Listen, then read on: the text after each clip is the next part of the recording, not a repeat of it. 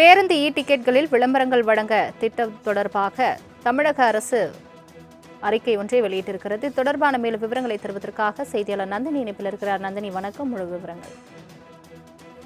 வணக்கம்.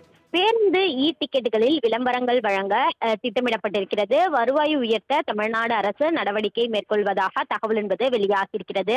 தமிழக அரசு போக்குவரத்து கழகங்கள் சார்பில் பேருந்துகளில் வழங்கும் மின்னணு பேருந்து டிக்கெட்டுகளின் பின்புறத்தில் விளம்பரங்களை அச்சிட அனுமதி வழங்கும் புதிய திட்டத்தை போக்குவரத்து துறை அறிமுகப்படுத்த திட்டமிட்டிருக்கிறது.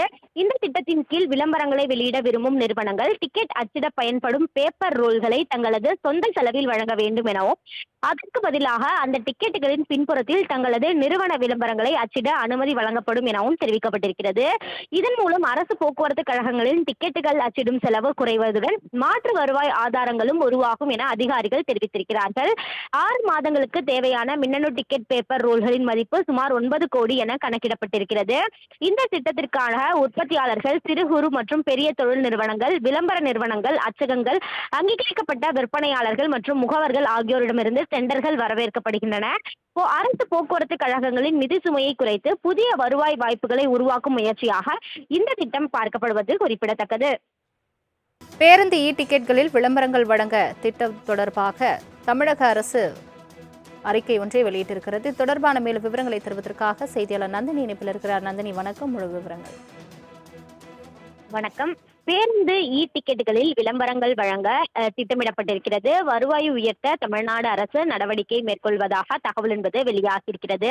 தமிழக அரசு போக்குவரத்து கழகங்கள் சார்பில் பேருந்துகளில் வழங்கும் மின்னணு பேருந்து டிக்கெட்டுகளின் பின்புறத்தில் விளம்பரங்களை அச்சிட அனுமதி வழங்கும் புதிய திட்டத்தை போக்குவரத்து துறை அறிமுகப்படுத்த திட்டமிட்டிருக்கிறது.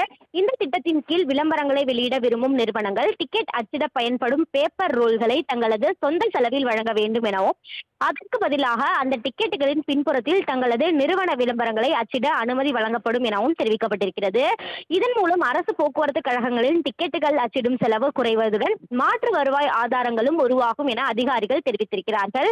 6 மாதங்களுக்கு தேவையான மின்னணு டிக்கெட் பேப்பர் ரோல்களின் மதிப்பு சுமார் 9 கோடி என கணக்கிடப்பட்டிருக்கிறது.